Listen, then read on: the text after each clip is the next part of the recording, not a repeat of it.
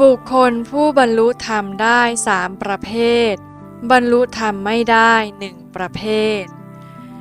บุคคลประเภทที่1เรียกว่าอุคติตัญญูได้แก่บุคคลผู้ฉลาดมีปัญญามากได้ฟังเพียงคาถาเดียวก็สามารถบรรลุธรรมได้เช่นพระพาหิยะพระพุทธองค์ตรัสว่าทิฏเถทิฏฐมัตตังภวิสสติสิ่งที่เห็นนั้นเป็นเพียงสิ่งที่เห็นเป็นอนัตตามิใช่หญิงชายมิใช่ตัวตนท่านได้ฟังธรรมเพียงเท่านี้ก็บรรลุเป็นพระอรหันต์ในทันทีพระสารีบุตรได้ฟังธรรมจากพระอัสสชิเถระเพียงคาถาเดียวว่าเยธัมมาเหตุปปภวาเตสังเหตุงตถาคโตเป็นต้นก็ได้บรรลุเป็นพระโสดาบันบุคคลประเภทที่สองเรียกว่าวิปจิตัญญูบุคคลประเภทนี้ได้ฟังอนุปุพพพีกถาและพระธรรมต่างๆแล้ว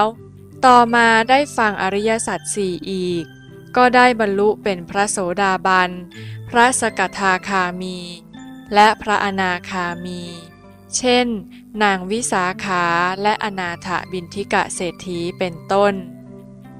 ท่านทั้งสองนี้เป็นพุทธอุปถากจะเกิดในสมัยพุทธองค์เท่านั้นแต่พระอัฏฐกถาจารย์กล่าวว่าหากมีพระอรหันต์ท่านทั้งสองนี้ก็เกิดอยู่บุคคลประเภทที่สามเรียกว่าเนยยะได้แก่บุคคลผู้ศึกษาพระธรรมต่างๆโดยเฉพาะอริยสัจสี่จนเข้าใจแจ่มแจ้งชัดเจน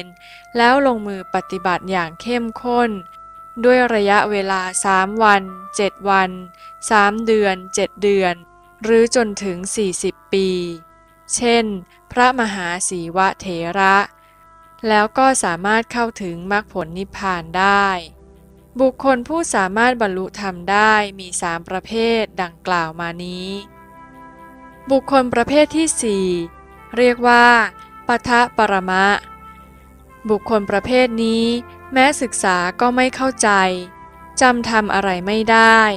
เป็นคนสุขติอเหตุคือพิกลพิการไม่สมประกอบบุคคลประเภทนี้ไม่สามารถเข้าถึงมรรคผลได้แต่การปฏิบัติวิปัสสนาของเขาจะเป็นอุปนิสัยแห่งการบรรลุธรรมในชาติต่อไป